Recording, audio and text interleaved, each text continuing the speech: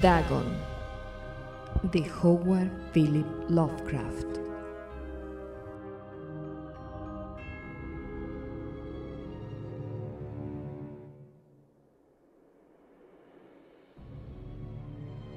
Escribo esto bajo una fuerte tensión mental, ya que cuando llegue la noche habré dejado de existir, sin dinero y agotada mi provisión de droga, que es lo único que me hace tolerable la vida. No puedo seguir soportando más esta tortura. Me arrojaré desde la ventana de la buhardilla a la sórdida calle de abajo. Pese a mi esclavitud a la morfina, no me considero un débil ni un degenerado.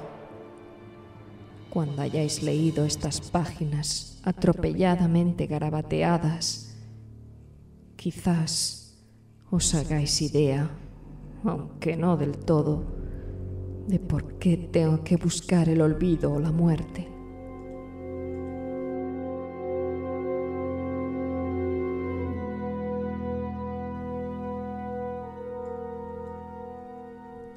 Fue en una de las zonas más abiertas y menos frecuentadas del anchuroso Pacífico, donde el paquebote en el que iba yo, de sobrecargo, cayó apresado por un corsario alemán. La Gran Guerra estaba entonces en sus comienzos y las fuerzas oceánicas de los hunos aún no se habían hundido en su degradación posterior. Así que nuestro buque fue capturado legalmente y nuestra tripulación tratada con toda la deferencia y consideración debidas a unos prisioneros navales. En efecto, tan liberal era la disciplina de nuestros opresores que 5 días más tarde conseguí escaparme en un pequeño bote con agua y provisiones para bastante tiempo. Cuando al fin me encontré libre y a la deriva, tenía muy poca idea de cuál era mi situación. Navegante poco experto, solo sabía calcular de manera muy vaga por el sol y las estrellas que estaba algo al sur del Ecuador. No sabía en absoluto en qué longitud y no se divisaba isla ni costa algunas. El tiempo se mantenía bueno y durante incontables días navegué sin rumbo bajo un sol abrasador, con la esperanza que pasara algún barco o que me arrojaran las olas a alguna región habitable. Pero no aparecían ni barcos ni tierra, y empecé a desesperar en mi soledad, en medio de aquella ondulante e ininterrumpida inmensidad azul.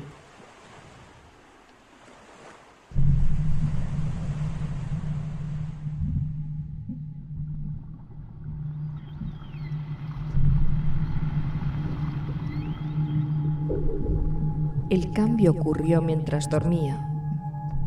Nunca llegaré a conocer los pormenores porque mi sueño, aunque poblado de pesadillas, fue ininterrumpido.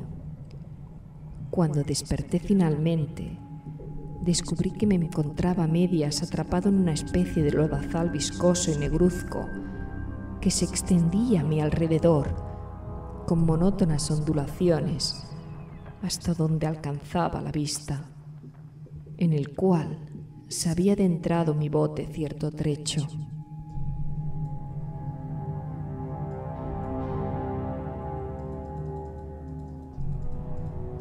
Aunque cabe suponer que mi primera reacción fuera de perplejidad ante una transformación del paisaje tan prodigiosa e inesperada, en realidad sentí más horror que asombro, pues había en la atmósfera y en la superficie putrefacta una calidad siniestra que me heló el corazón.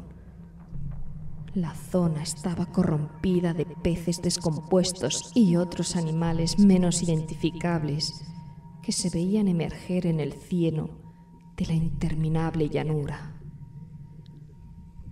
Quizá no deba esperar transmitir con meras palabras la indecible repugnancia que puede reinar en el absoluto silencio y la estéril inmensidad. Nada alcanzaba a oírse, nada había a la vista, salvo una vasta extensión de légamo negruzco. Si bien la absoluta quietud y la uniformidad del paisaje me producían un terror nauseabundo.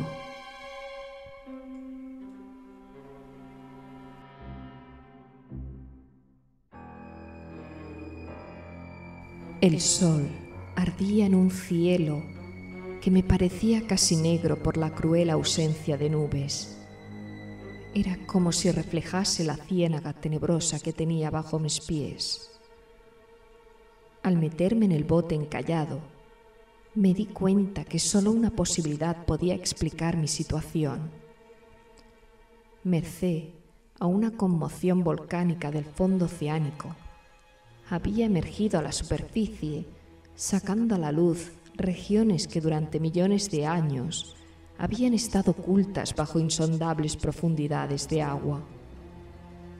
Tan grande era la extensión de esta nueva tierra emergida debajo de mí, que no lograba percibir el más leve rumor de oleaje, por mucho que aguzaba el oído.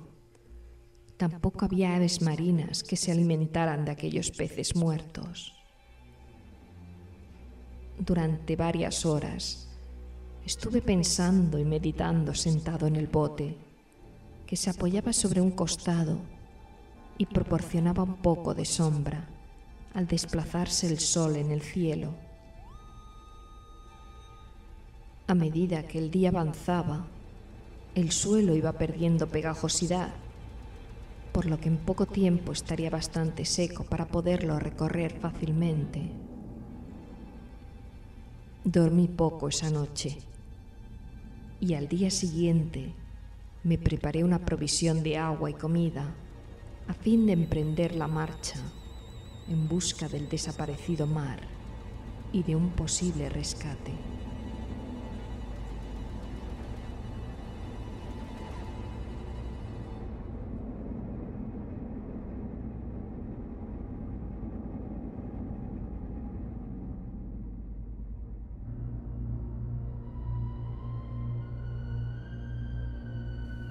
A la mañana del tercer día, comprobé que el suelo estaba bastante seco para andar por él con comodidad.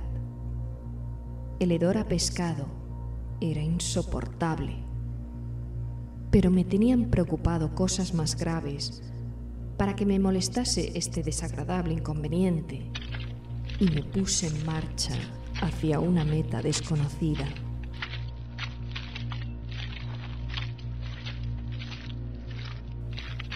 Durante todo el día caminé constantemente en dirección oeste, guiado por una lejana colina que descollaba por encima de las demás elevaciones del ondulado desierto.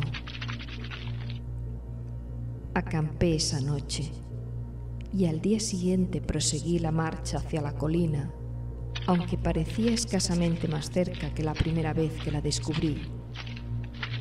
Al atardecer del cuarto día, llegué al pie de dicha elevación, que resultó ser mucho más alta de lo que me había parecido de lejos.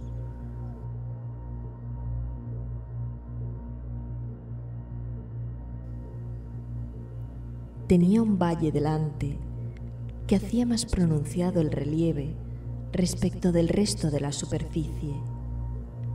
Demasiado cansado para emprender el ascenso, dormí a la sombra de la colina.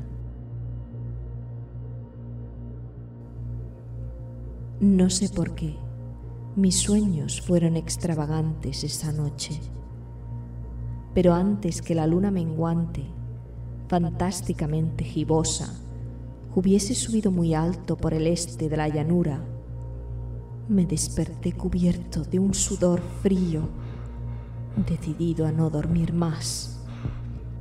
Las visiones que había tenido eran excesivas para soportarlas otra vez, y a la luz de la luna comprendí lo imprudente que había sido al viajar de día. Sin el sol abrasador, la marcha me habría resultado menos fatigosa. De hecho, me sentí de nuevo lo bastante fuerte como para acometer el ascenso que por la tarde no había sido capaz de emprender. Recogí mis cosas e inicié la subida a la cresta de la elevación.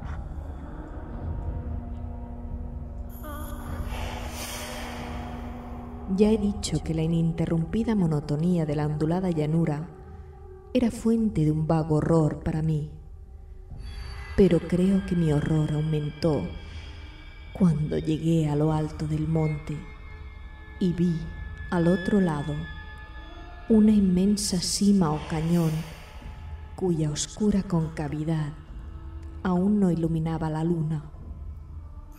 Me pareció que me encontraba en el borde del mundo, escrutando desde el mismo canto hacia un caos insondable de noche eterna. En mi terror se mezclaban extraños recuerdos del paraíso perdido y la espantosa ascensión de Satanás a través de remotas regiones de tinieblas. Al elevarse más la luna en el cielo, empecé a observar que las laderas del valle no eran tan completamente perpendiculares como había imaginado.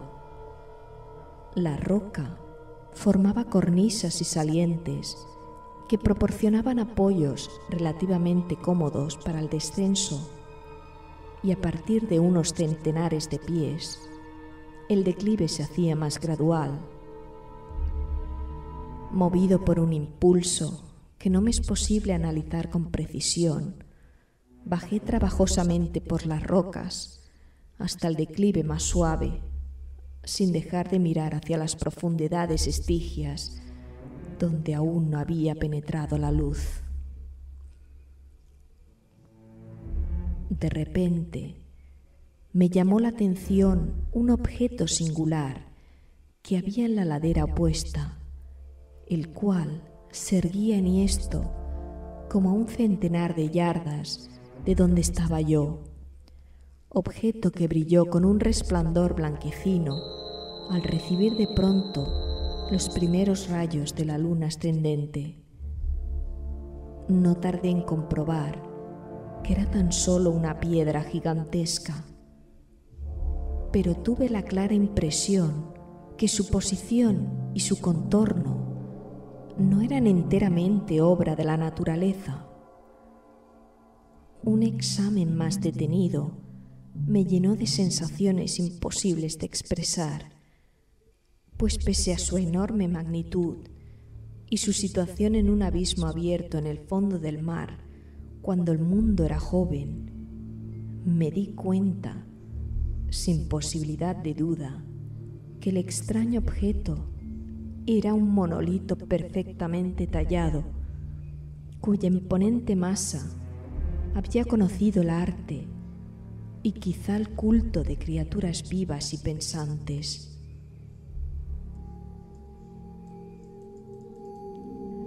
Confuso y asustado, aunque no sin cierta emoción de científico o de arqueólogo, examiné mis alrededores con atención.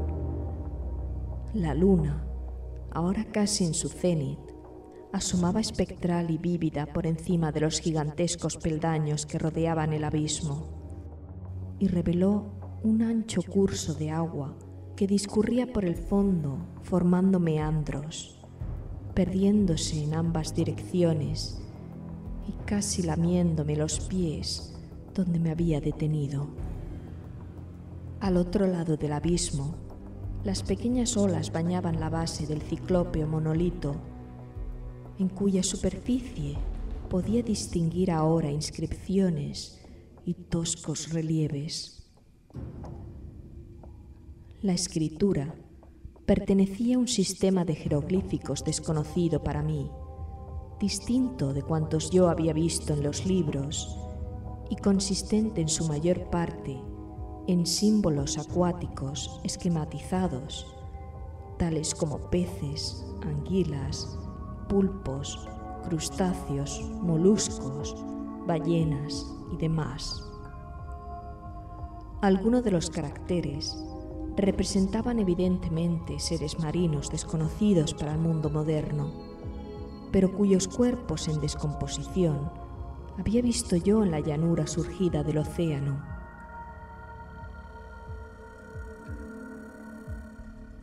Sin embargo, fueron los relieves los que más me fascinaron, claramente visibles al otro lado del curso de agua, a causa de sus enormes proporciones. Había una serie de bajorrelieves cuyos temas habrían despertado la envidia de un doré.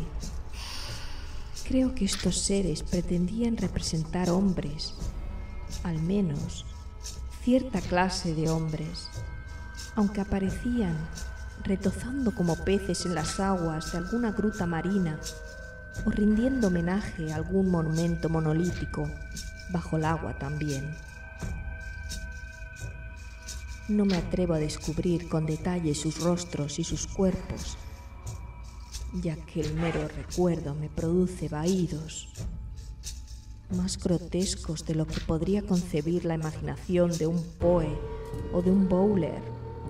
Eran detestablemente humanos en general, a pesar de sus manos y pies palmeados, sus labios espantosamente anchos y flácidos, sus ojos abultados y vidriosos y demás rasgos de recuerdo menos agradable.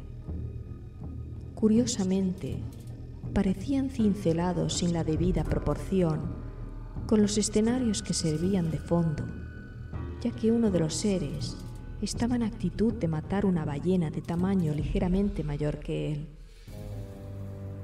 Observé, como digo, sus formas grotescas y sus extrañas dimensiones, pero un momento después decidí que se trataba de dioses imaginarios de alguna tribu pescadora o marinera, de una tribu cuyos últimos descendientes debieron de perecer antes que naciera el primer antepasado del hombre de Piltdown o de Neandertal.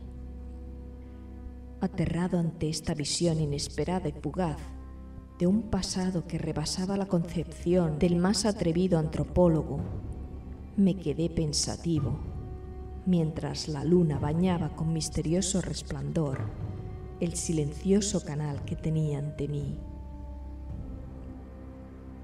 Entonces, de repente, lo vi.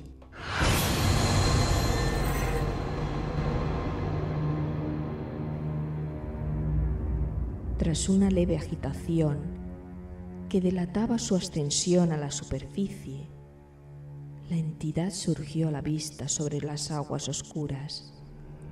Inmenso, repugnante, aquella especie de Polifemo salió hacia el monolito como un monstruo formidable y pesadillesco y lo rodeó con sus brazos enormes y escamosos al tiempo que inclinaba la cabeza y profería ciertos gritos acompasados. Creo que entonces enloquecí. No recuerdo muy bien los detalles de mi frenética subida por la ladera y el acantilado, ni de mi delirante regreso al bote varado. Creo que canté mucho y que reí insensatamente cuando no podía cantar. Tengo el vago recuerdo de una tormenta poco después de llegar al bote. En todo caso, sé que oí el estampido de los truenos y demás ruidos que la naturaleza profiere en sus momentos de mayor irritación.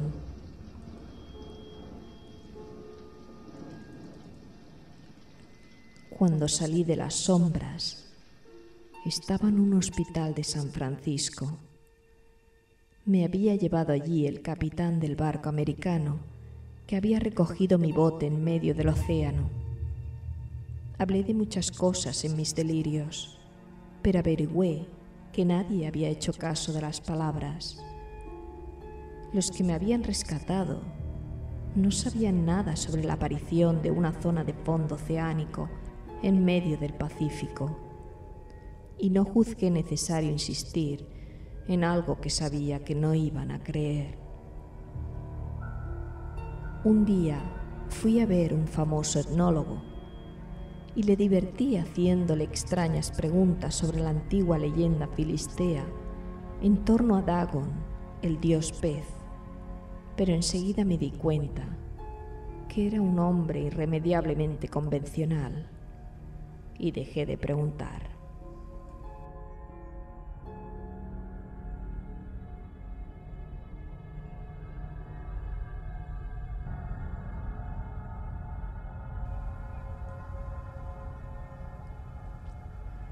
Es de noche, especialmente cuando la luna se vuelve gibosa y menguante, cuando veo a ese ser. He intentado olvidarlo con la morfina, pero la droga solo me proporciona un alivio transitorio y me ha atrapado en sus garras, convirtiéndome irreversiblemente en su esclavo. Así que voy a poner fin a todo esto, ahora que he contado lo ocurrido, para información o diversión desdeñosa de mis semejantes. Muchas veces me pregunto si no será una fantasmagoría, un producto de la fiebre que sufrí en el bote a causa de la insolación cuando escapé del barco de guerra alemán. Me lo pregunto muchas veces, pero siempre se me aparece, en respuesta, una visión monstruosamente vívida. No puedo pensar en las profundidades del mar sin estremecerme ante las espantosas entidades que quizá en este instante se arrastran y se agitan en su lecho fangoso, adorando a sus antiguos ídolos de piedra y esculpiendo sus propias imágenes detestables en obeliscos submarinos de mojado granito. Pienso en el día que emerjan de las olas y se lleven entre sus garras de vapor humeantes a los endebles restos de una humanidad exhausta por la guerra. En el día en que se hunda la tierra y emerja al fondo del océano en medio del universal pandemonium. Se acerca el fin.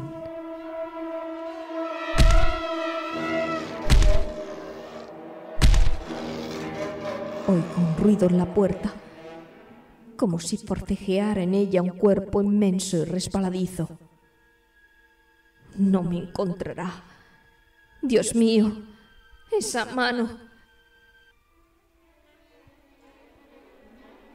¡La ventana! ¡La ventana!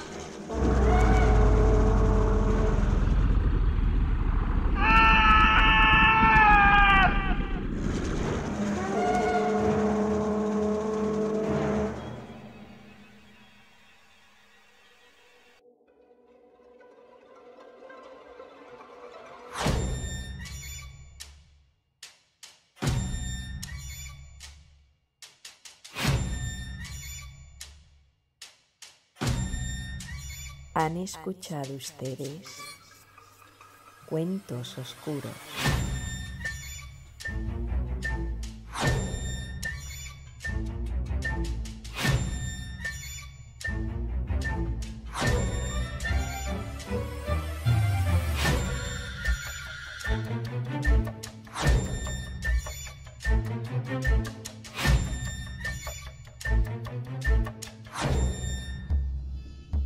Dirigido y presentado por Elena Rubio.